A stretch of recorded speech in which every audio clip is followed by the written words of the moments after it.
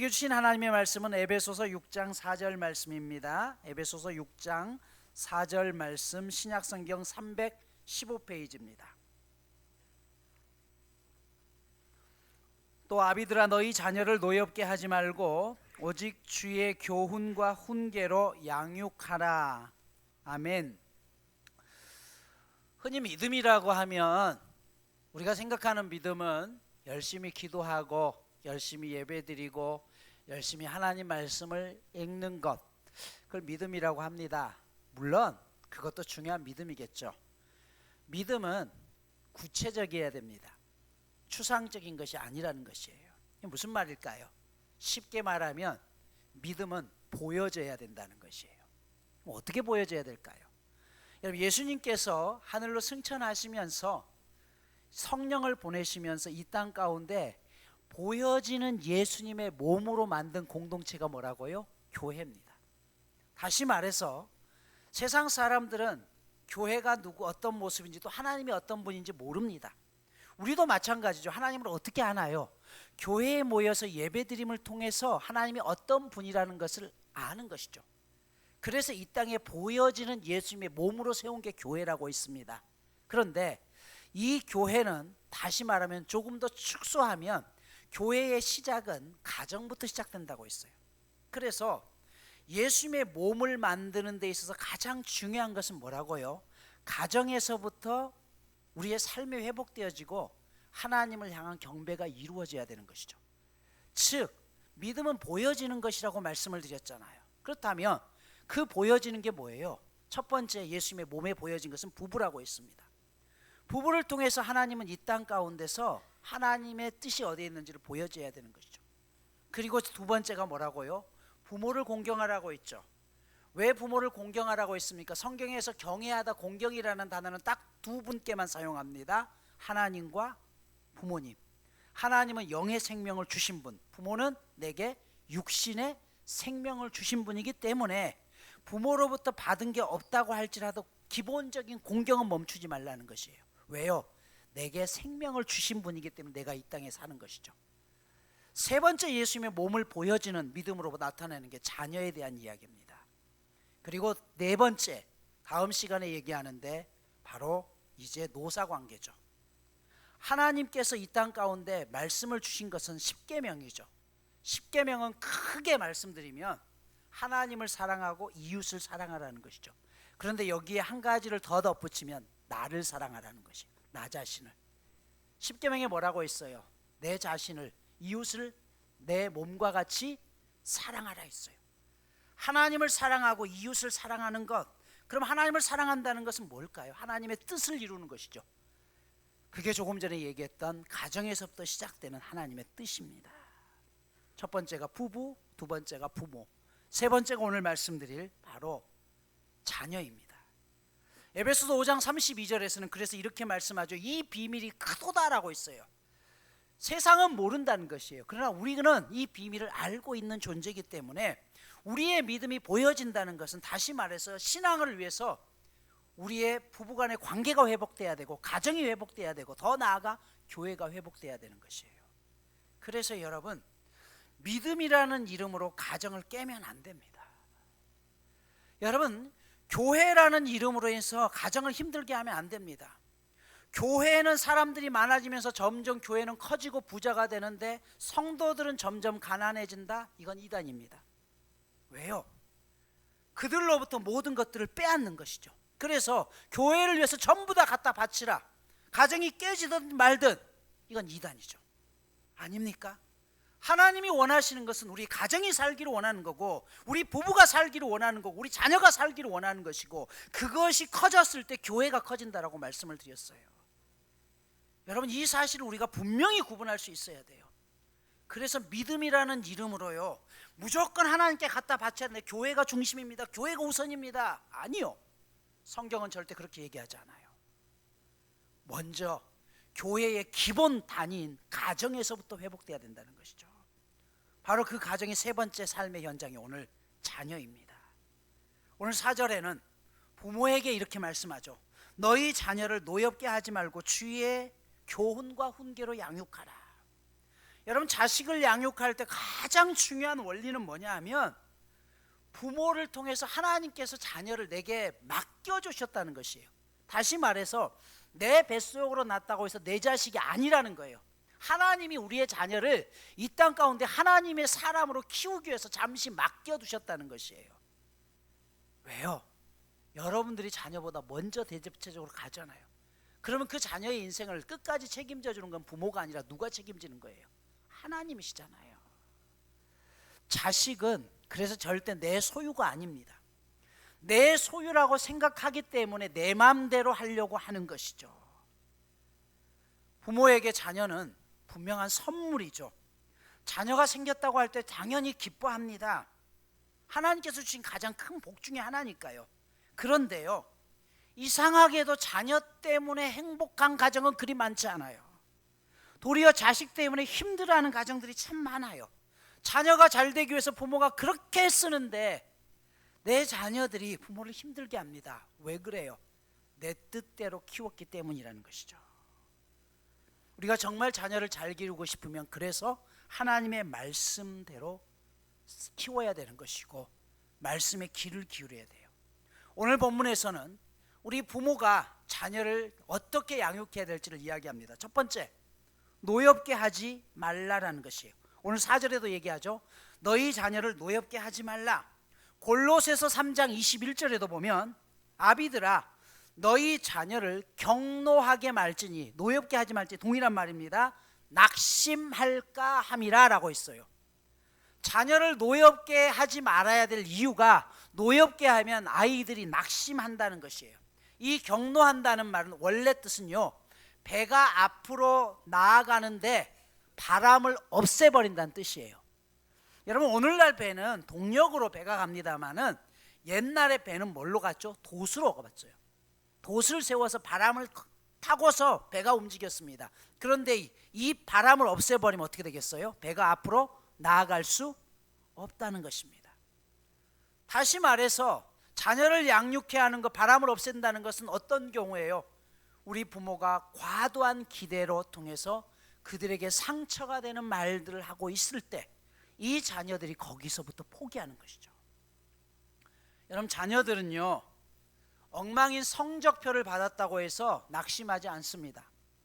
저희 막내가 지지난주에 중간고사를 보고 기말고사인가에 시험을 보고 왔어요. 근데 기분이 너무 좋더라고요. 그래서 시험 잘 봤니? 그랬더니 나 잘 봤다고. 점수가 몇 점인데 몇 점이래요. 누나들이 그 얘기를 듣고요, 아니 그게 잘 본 거야. 야, 말도 안 된다. 우리 때는 그 점수 가지고는 한참 얘기를 하는데 지는 너무 좋대요. 심지어 뭐라 하면 선생님이 예상보다 너무 잘 봤다고, 예상보다 너무 잘 봤다고 너무 기뻐한대요. 근데 들어보면 정말 실망할 점수거든요. 제가 뭐 알려드리긴 않겠습니다. 가 정도? 근데도 행복하대요, 지는. 여러분, 자녀들은 이런 엉망인 성적표 때문에 낙심하는 것이 아니라 그 성적표를 가지고 왔을 때 집에서 하는 말 때문에 낙심하는 것이에요. 비교하는 순간 무너지는 것입니다. 니네 누나는 그랬는데 너는 왜 그따위야? 이걸 성적표라고 받아왔어? 라고 하는 순간부터 이 아이들은요, 자존감이 무너집니다. 그래서 여러분, 부모는 자녀들에게 등대와 같은 존재가 돼야 돼요. 등대는 캄캄한 밤에 어디로 가야 될지 정확한 목적지를 알려줘야 되는 것이죠. 또한 등대는요, 항구와 같아야 됩니다. 항구가 어떤 곳인가요? 배가 항해를 하고 와서 쉴 수 있는 곳이 돼야 되는데 자녀들에게 있어서 집이 쉴 수 있는 공간이 아니라 그곳에 들어가면 불안하고 나를 힘들게 하는 곳이라고 하니까 자녀들이 자꾸 밖으로 걷도는 것입니다. 여러분, 누가복음 15장에 탕자 이야기가 나오죠. 이 탕자가 부모에게 정말 못될 짓을 한 거예요. 그리고 나서 그가 있는 돈을 다 쓰고 나서 마지막으로 생각했던 게 뭐예요? 우리 집에 돌아가야겠다. 왜요? 그가 돌아가고자 생각했던 이유는 내 집에 돌아가면 내가 아무리 빈털털이라도 그 자리에 계신 부모님께서 나를 맞아 주실 것을 믿었기 때문에 온 것이잖아요. 여러분, 생각해 봐요. 만약 내가 이렇게 다 망한 상태에서 우리 부모님이 나를 받아주실지 않는다라고 생각하면 이 탕자는 절대로 집으로 돌아가지 않습니다. 과연 우리는 우리의 자녀들에게 안길 만한 집이 되고 있나요?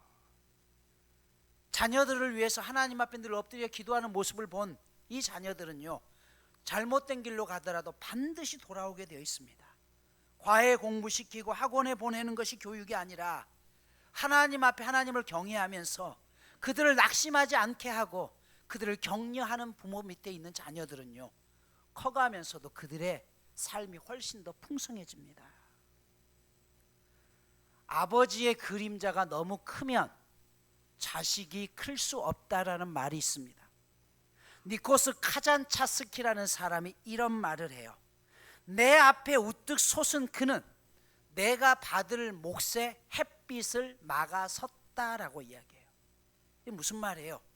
아버지가 세상적으로 성공했어요. 공부도 잘했어요. 그래서 높은 위치에 있어요. 아버지는 뭐예요? 그 기대가 있는 것이에요. 내 자식이 나보다 더 뛰어나야 되고 내가 이렇게 성공해서 거둔 이 회사를 충분히 물려받을 수 있을 정도로 능력을 갖춰야 된다는 것이에요. 그래서 기대가 너무 큰 거예요. 기대가 크면 클수록 이 자녀는 어떻게 해요? 거기서 더 커가는 게 아니라 점점 무너져 내려간다는 것이에요.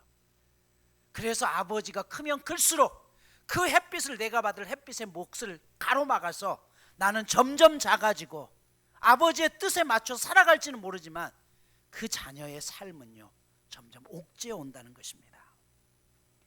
김준태 시인이 쓴 감꽃이라는 시가 있습니다. 어릴 적엔 떨어지는 감꽃을 샜지, 전쟁통엔 죽은 병사들의 머리를 세고, 지금은 엄지에 침 발라 돈을 세지. 그런데 먼 훗날엔 무엇을 셀까 몰라. 여러분, 어렸을 때는 감꽃 하나만 보더라도 야 신기하다고 하면서 그것을 세면서 재밌게 놀았어요. 그런데 커가면서 이제 성공해서 돈을 열심히 세고 있는데 그걸 가지고도 만족이 안 되더라는 것이에요. 이 다음에는 이 돈 다음에 뭘 셀까? 어떤 걸 통해서 내가 만족을 얻을 수 있을까라고 생각하는 그런 모습입니다. 여러분, 자녀를 키워보신 분들은 알겠죠. 내 자녀가 태어났을 때 유독 약하게 태어났다고 생각해 봅시다. 그러면 그 자녀가 자라면서 건강하기만 해도 부모는요, 그거 하나만 가지고도 더 이상 기대를 하지 않아요. 그렇잖아요. 그런데 점점 기대치가 높아지죠. 그걸 잊어버리고요. 여러분들이 그렇게 애써서 지금의 자리에, 소위 말하는 성공의 자리에 올랐다고 합시다. 그런데 그런 과정이 정말로 행복하던가요? 끊임없이 누군가가 경쟁해서 살아남아야 했고, 그리고 내가 올라가는 순간 누군가는 그 밑에서 미끄러져 내려가면서 수없이 많은 그런 저하절과 절망 속에서 여러분들이 그 자리에 이르렀죠. 그런데 자녀들에게 똑같은 모습을 우리가 원한다는 것이에요. 여러분, 자녀들에게 필요한 것은 격려입니다. 사랑받고 있다는 것을 느끼게 해줘야 되는 것이에요. 요즘은 그런 경우가 없지만 혹 우리 권사님들 예전에 집에서 콩나물 길러보신 분들은 이해하실 거예요. 저희도 늘 시루에다가 어머니께서 콩나물을 기르셨어요. 어머니가 일을 가시면 저에게 말씀하셔요. 며칠 내가 집을 비울 테니까 막내야, 아침 저녁으로 수시로 콩나물 물 좀 줘라. 그러면 제가 어머니의 말씀을 참 잘 듣게 생겼죠. 그래서 물을 맨날 줄까요? 잊어버려요. 잊어버리고 어머니가 며칠 있다가 오면 단번에 알아요. 너 콩나물에 물 안 줬구나. 어떻게 아세요? 콩나물에 물을 자주 주지 않으면요, 잔뿌리가 생깁니다. 물을 매일 주면요, 그냥 그 물을 항상 받을 수 있다기 때문에 흐르면서 콩나물 이 다리가 통통해지는데요, 물을 주지 않는 콩나물은 본능적으로 살기 위해서 조금이라도 물을 더 아껴야 되기 때문에 스스로 잔뿌리를 만드는 것이에요. 그래서 흘러내리는 물을 조금이라도 더 받아야 되는 것이에요. 그런데 그렇게 잔뿌리가 많이 생긴 콩나물에 계속해서 물을 똑같이 부어주잖아요. 뿌리가 썩어버립니다. 여러분, 콩나물도 알아요. 게으른 주인이 물을 제대로 안 줄까봐 잔뿌리를 최대한 내리는 것입니다. 사람도 마찬가지예요. 사랑한다는 말을 듣지 못하고 자라온 사람은 마음에 잔뿌리가 많습니다. 그래서 얽히고 설켜서 조그마한 말에도 쉽게 반응하고 그 말이 마음에 딱 걸려서 그것이 상처가 되고 맙니다. 그래서 주야로 묵상하는 것이에요. 저 사람이 왜 나를 그런 눈빛으로 보았을까? 저 사람이 왜 나한테 저렇게 말했을까? 라고 이야기합니다. 여러분, 자녀들을 키우는 데 있어서 우리의 말 한마디가 그들을 격노케 할 때 그들은요, 상처받고 점점 작아집니다. 두 번째로, 오늘 하나님께서 자녀들을 키울 때 격노케 하지 말라, 그 다음에 나오는 게 뭐예요? 주의 교훈과 훈계로 양육하라라고 있어요. 여기 보면 교훈이라는 단어가 먼저 나오고 나중에 훈계가 나옵니다. 교훈은 뭐냐 하면 부모가 먼저 모범을 보이는 거예요. 훈계는 뭐예요? 그리고 가르치는 거예요. 그런데 대부분의 부모들은요, 모범은 나중에 보이고 어떻게 해요? 먼저 가르치죠. 나는 안 하면서 자녀들에게만 요구한다는 것이에요. 여기서 자녀들이 무너진다는 것입니다. 사실 부모 입장에서 자녀를 가르치는 일로 걱정할 게 별로 없습니다. 왜냐하면 자녀들은요, 가르치려고 하지 않아도 저절로 배웁니다. 부모를 보면서 그대로 배워요. 그러므로 부모가 자녀들이 살았으면 하는 삶을 살기로 한다면 부모가 그렇게 살아가면 자녀들은요, 그렇게 살아갑니다. 부부애가 각별한 부모 밑에서 자라는 사람들은 결혼 생활 가운데도 자연스럽게 사랑을 표현할 줄 압니다. 그러나 부모가 맨날 싸우고 그렇게 힘겹게 살아왔던 이 자녀들은요, 결혼 생활을 하면서도 그것을 답습할 확률이 매우 높습니다. 자녀들은 그래서 들은 대로 사는 것이 아니라 본 대로 삽니다. 즉 부모가 자녀의 모델이 되는 것이죠. 자녀들이 왜 화가 납니까? 하고 싶은 걸 하지 못하게 해서가 아니라 자기가 원하는 대로, 자기가 말한 대로 살지 않는 부모를 보면서 화가 나는 것이에요. 자녀들의 불만, 분노를 가만히 들여다보십시오. 부모가 말하는 것과 실제 행하는 것이 다르기 때문에 화가 나는 것이에요. 신명기 6장 7절에 보면 자녀를 부지런히 가르치라고 했어요. 앉았을든지 집에 있을 때든지 누웠을 때든지 말씀을 가르치라고 했어요. 오늘 보면 세상의 교훈이 아니 뭐라고요? 주의 교훈으로 가르치라고 했어요. 여러분, 유대인들은 하루 3차례씩 기도할 때마다 성경 구절을 기록한 양피지를 넣은 작은 상자인 테필린을 손목에 착용했습니다. 이것을 이마, 미간 또는 손목에 친 것은 우리의 생각이 하나님을 향해야 되고, 손목에 챘다는 것은 내 맥박이 뛰는 것이 하나님의 은혜다라는 것을 잊지 말라는 것이에요. 여러분, 예수 믿는 부모가 자녀에게 줄 수 있는 최고의 유산이 있다면 부모가 예수님 때문에 행복하다는 것을 보여줘야 돼요. 여러분, 교회에 다녀올 때마다 부모가요, 행복하지 않는 모습을 보여봐요. 그러면 그 자녀들은 절대로 교회 가고 싶은 생각이 없습니다. 그렇잖아요. 교회에 다녀와서 부모가 행복해하고 감사하는 모습을 보여야지 그곳에 가고 싶지, 교회만 다녀오면 부부가 싸워요. 그리고 맨날 교회가 이렇더라 저렇더라 얘기를 하는 그것을 듣고 있는 자녀들이 과연 신앙생활을 할까요? 10계명의 여섯 번째 계명은요, 살인하지 말라는 것이죠.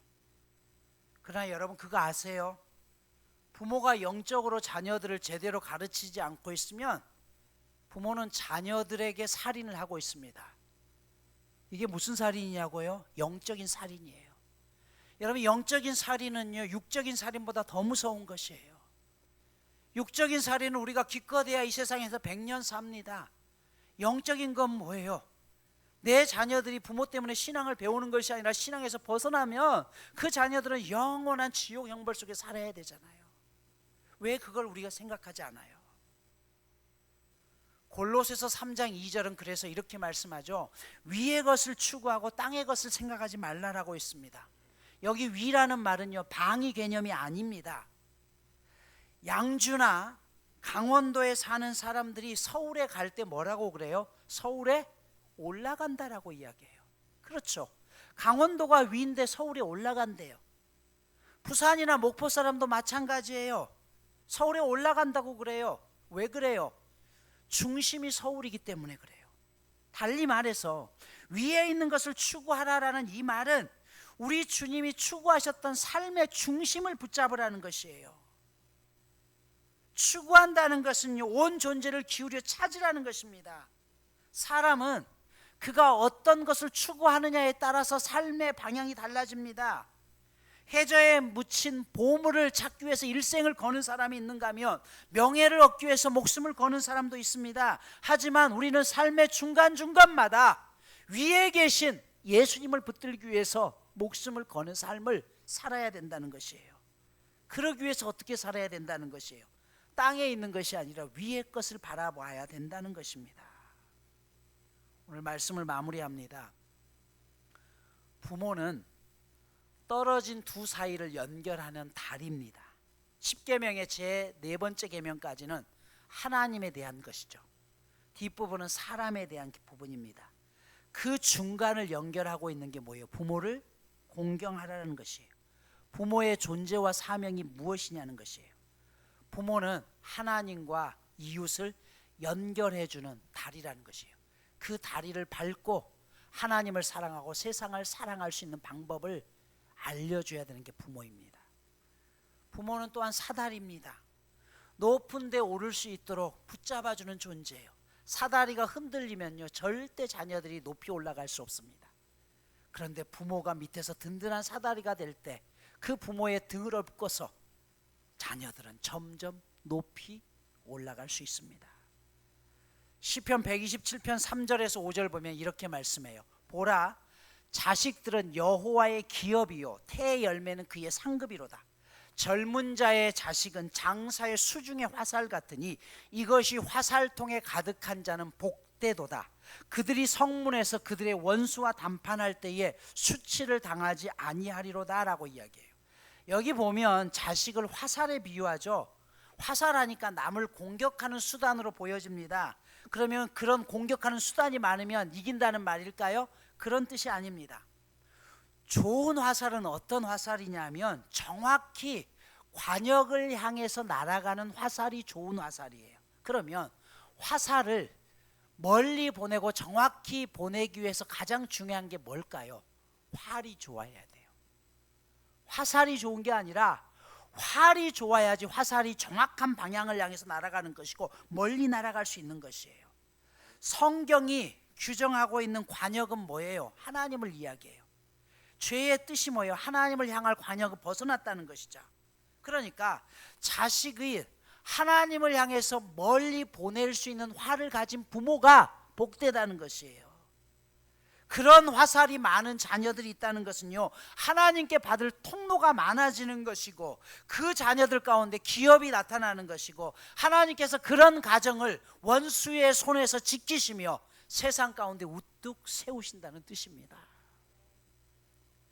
오늘 우리들의 인생이 어쩌면 세상 가운데 성공한 인생은 아니어도 내 자녀들에게 선물이 될 수 있다면 그것이 행복한 인생 아닐까요? 내가 세상적으로 보기에는 성공하지 못한 부모라고 할지라도 자녀들은 내 부모가 성공했느냐 성공하지 않았느냐 그렇다고 해서 존경하고 존경하지 않는 게 아닙니다. 우리 자녀들에게 부모란 선물이 돼야 되는데 선물이 아니라 서로 부담이 되는 존재라고 한다면 이것이 얼마나 원통한 일입니까? 운동선수들이 어느 순간 자기의 폼을 잃어버리고 슬럼프에 빠지면 가장 먼저 하는 게 뭔지 아세요? 기본으로 다시 돌아가서 훈련하는 것이에요. 여러분, 미국의 메이저리그라든지 이런 야구 선수들이 잘하다가 슬럼프를 겪게 되면 마이너리그로 내려보내죠. 이건 창피한 거죠. 부끄러울 수 있어요. 근데 마이너리그에 내려가서 뭘 하는 줄 아세요? 원래 기본을 다시 배우게 하는 것이에요. 다 했던 거예요. 다 아는 거예요. 그런데 슬럼프를 벗어날 수 있는 가장 좋은 것은 다시 기본으로 돌아가는 것이에요. 거기서부터 다시 시작하라는 것이에요. 초심을 잃지 말고 너가 어디서부터 무너졌는지 다시 시작하라는 것이에요. 오늘 우리도 마찬가지입니다. 아직 늦지 않았어요. 우리 자녀들을 지금까지 내 뜻대로 키웠다고 한다면 이제부터라도 하나님 앞에 기도함으로 엎드릴 때 크신 하나님께서 우리를 대신해서 그 자녀들의 인생을 바꾸실 것입니다. 흔히들 말하죠. 어떤 사람들은 우리가 예수를 믿으면 우리가 연약하기 때문이라고 이야기해요. 아니요. 우리가 하나님을 믿는 것은 우리 자신이 약해서가 아니라 나보다 훨씬 그분이 크신 분이기 때문에 하나님을 의지하는 것이에요. 정말 크신 하나님께서 내가 할 수 없는 모든 일들을 이루실 수 있기 때문에 우리가 하나님 앞에 기도하는 것이고 그 크신 하나님을 바라보며 우리의 삶을 맡기는 것입니다. 이번 주간 미션입니다. 지난 주간 우리 부모님들께 삼계탕이라도 사드리셨나요? 복날도 있었는데 늦지 않았습니다. 한 주에 한 가지씩 미션을 하시고 이번 주 미션은 우리 부모님들이 자녀들을 볼 때마다 잘했다, 괜찮아, 하루에 3번씩 칭찬해 주십시오. 그냥 애가 사고 치고 와도 그래 잘했어 그러면서 크는 거야. 괜찮아. 여러분, 그것이 자녀들을 키우는 것이고 그리고 그 자녀들을 행복하게 하는 것입니다. 오늘 여러분에게 맡겨진 그 자녀들이 여러분이 하는 하나님 앞에 드리는 기도를 통해서 하나님 앞에서 세상 속에서 선물이 되어지고 우리 모두가 행복한 부모와 자녀의 관계를 이룰 수 있는 저와 여러분 모두가 되시길 축복합니다.